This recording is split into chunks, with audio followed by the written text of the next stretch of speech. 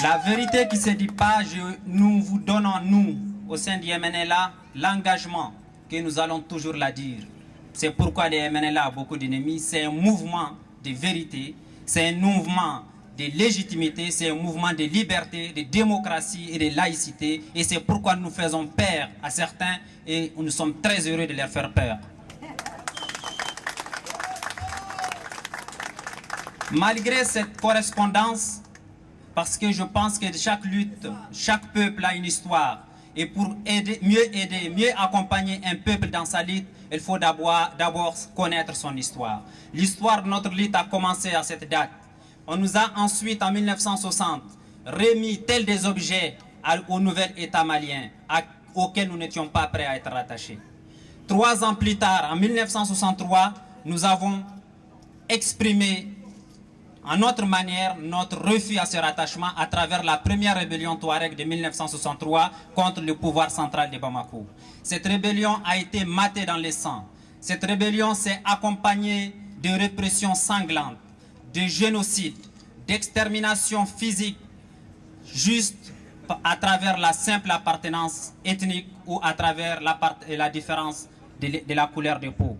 Voilà comment l'État malien a répondu en 1963 à une revendication légitime d'un peuple en souffrance. Nous ne demandions pas en 1963 ce que nous demandons aujourd'hui. En 1963, nous avons juste demandé une reconnaissance de notre culture, une reconnaissance de notre identité, la mise en place de politiques d'éducation, de santé et de développement qui tiennent compte de notre réalité, parce que notre réalité, elle est d'abord nomade. Donc en tant que nomade, on ne peut pas nous gérer. On ne peut pas nous gérer de la même manière qu'on gère un sédentaire. On ne peut pas accompagner de la même manière un agriculteur qu'un éleveur. On ne peut pas vacciner un enfant sédentaire de la même manière qu'un enfant nomade. Voilà ce que nous avons demandé en 1963. Malgré la répression, nous avons dit que nous n'allons jamais renoncer à notre combat. Nos grands-pères ont mené ce combat. Nos pères l'ont mené. 110 000 Touaregs entre 1963 et 1996. Ce génocide n'a jamais été dénoncé. Ce génocide n'a aucune trace ici dans vos mémoires collectives. Ce génocide n'a jamais été signalé par les autorités françaises qui, je le rappelle, sont les responsables devant l'histoire de ce qui nous arrive. En 2012, nous avons repris le chantier, le chemin du combat, parce que nous considérons que rien n'a été pris en compte dans nos revendications. Mais en 2012, la différence, c'est que contrairement à ce qu'on pensait, contrairement aux stéréotypes dans lesquels nous ont mis certaines visions, contrairement aux stéréotypes tels que vus dans certains livres et dans certains documents d'histoire et de géographie, l'homme bleu au chèche bleu qui vient saccager et partir, qui est nomade et qui n'a pas de territoire. En 2012, nous avons dit, nous allons montrer au monde que nous avons un territoire, que nous allons libérer, que nous allons gérer et dans lequel nous allons recevoir ceux de la communauté internationale qui sont prêts à travailler avec nous. C'est ça la lutte de 2012. De janvier à avril, nous avons complètement libéré le territoire de l'Azawad, sans aucun soutien, sans aucun appui, sans aucune reconnaissance. Mais nous avons renvoyé l'armée malienne à 1500 km de nos terres, des terres de nos ancêtres. Nous avons gagné cette bataille. Mais qu'est-ce qui s'est passé? Au moment où nous avons libéré le territoire, nous avons lancé un appel. Nous avons tendu la main à la communauté internationale. Nous les avons avertis que si vous n'accompagnez pas les MNLA dans les brefs délais, une alliance internationale de salafistes, d'intégristes et de terroristes est en train de se faire pour venir à nouveau remettre à zéro cette lutte que nous avons menée. La communauté internationale n'a pas répondu et le résultat, c'est ce que vous voyez aujourd'hui. La communauté internationale n'a pas réagi. Les islamistes se sont renforcés. Ils ont eu des appuis financiers et logistiques de certaines puissances internationales. Ils ont pu avoir des armes, ils ont pu avoir de l'argent. Ils ont mené à travers un pseudo-humanisme, une pseudo-aide humanitaire, ils ont recruté. Ils se sont fait de l'image et ils ont ensuite préparé en douceur le grand coup qu'ils ont fait il y a quelques jours à Gao. Les terroristes, parce que c'est comme ça qu'il faut les appeler, c'est des terroristes. C'est AQMI et le Mijaou et leurs alliés qui ont préparé minutieusement l'attaque contre la ville de Gao. Mais je tiens à expliquer qu'à Gao, nous avons refusé de livrer bataille parce que le peuple pour lequel nous sommes bâtis était à Gao. On n'allait jamais se permettre de répondre devant l'histoire d'avoir mené un combat de rue et d'avoir livré notre propre population à un carnage humain. Voilà pourquoi nous n'avons pas mené de guerre à l'intérieur de Gao. Nous sommes sortis de Gao et on s'est organisés.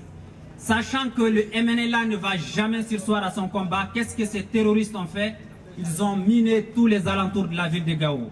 Ensuite, ils sont allés à Tombouctou parce qu'enfin le territoire est libre pour eux, parce que le MNLA n'est pas là. Le MNLA n'est plus là et ils se sont livrés à ce que vous avez vu dans les médias. Ils ont détruit les mausolées de Tombouctou. Ils ont brûlé les archives de la bibliothèque du Moyen-Âge de Tombouctou. Ils ont détruit les archives de l'histoire de la bibliothèque Ahmed Baba. Ensuite, ils sont partis pour encore s'attaquer à des éléments importants de notre identité, les tombeaux de nos saints, les tombeaux de nos vieux, les tombeaux de nos ancêtres. Ils les ont détruits. C'est ça le vrai visage de l'alliance qui est en train de se faire dans le Sahel autour de Mijaou, AQMI et leurs complices.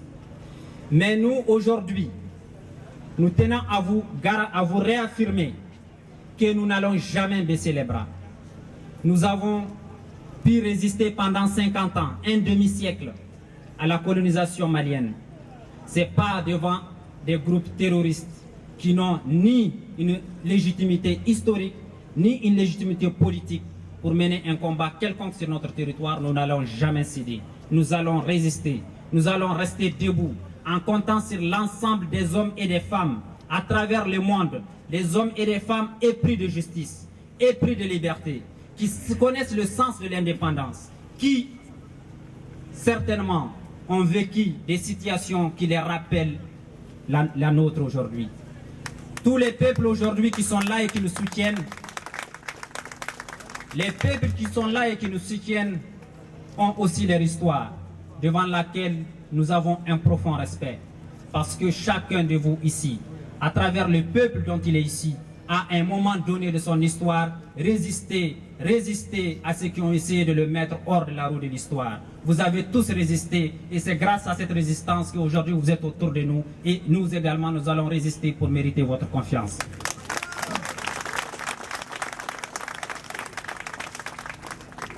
C'est un immense plaisir pour moi aujourd'hui de m'exprimer au nom de l'Azawad, mais de m'exprimer au nom de l'Azawad à cette place du Trocadéro. Parce que c'est à côté de cette place, sous le palais de cette place, qu'a été proclamée la Charte des droits de l'homme.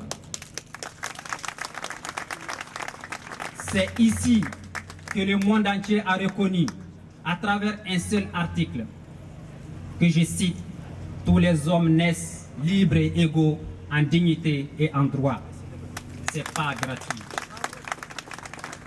Alors si tous les hommes naissent libres et égaux en dignité et en droit, où est passée notre dignité à nous? Où est passée la dignité du peuple touareg lorsque la France coloniale nous livrait à l'État malien sans notre consentement? Où est passée la dignité des Touaregs lorsque pendant 50 ans on les a laissés entre les mains de la dictature malienne? Où est passée l'égalité en dignité et en droit lorsque la communauté internationale a été complice à travers un silence coupable de 110 000 Touaregs exécutés par l'armée malienne entre 1963 et 2012? Où est la dignité, l'égalité de dignité et de droit lorsque ici, aujourd'hui, en France et partout en Europe, tous les enfants ont droit à aller à l'école, tous les enfants ont droit à une éducation, ils ont droit à la santé alors que les nôtres sont condamnés à vivre dans un système de guerre permanent?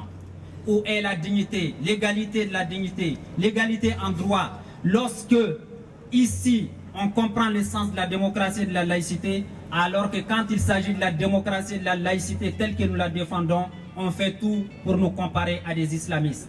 Où est la dignité? Où est l'égalité? On ne la voit pas. On espère aussi Nous lançons un appel à travers cela aux autorités françaises, aux nouvelles autorités françaises, pour qu'elles assument leurs responsabilités.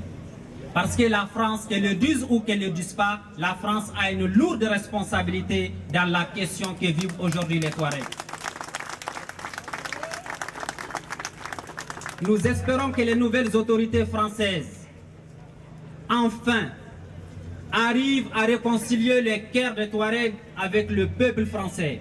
Parce que tant que la vérité, tant que la justice ne sera pas établie par rapport à cette injustice de nous avoir rattachés au Mali, il n'y aura pas une réconciliation réelle entre les cœurs des Touaregs et les cœurs de l'État français.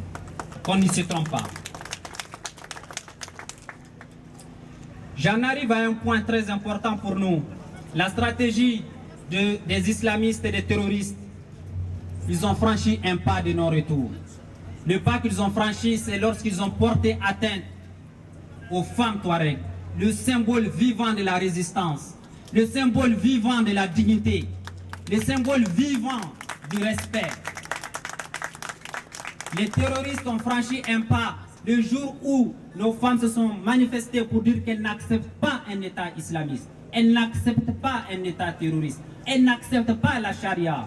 Ce jour-là, nos femmes ont été violentées et c'est ce jour-là que la déclaration de guerre a été faite au MNLA. Parce que jamais des Touaregs n'accepteront pas que la femme Touareg, qui est le symbole et le tout de notre société, que cette femme soit violentée par qui que ce soit. Nous allons nous battre, nous allons les défendre et nous allons assumer complètement leurs droits sur le territoire de l'Azawad, car Dieu ne plaise à ceux qui ne veulent pas.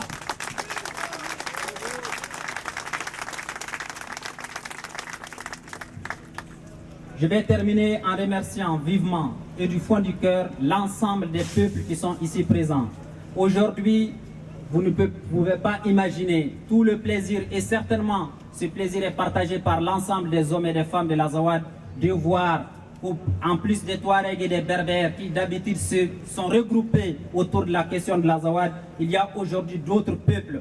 Et ces peuples, aujourd'hui, nous leur disons merci et nous leur disons que nous allons jusqu'au bout défendre les valeurs communes, les valeurs de démocratie, les valeurs de laïcité, les valeurs de la séparation de la religion et de l'État. Nous allons les défendre jusqu'au bout.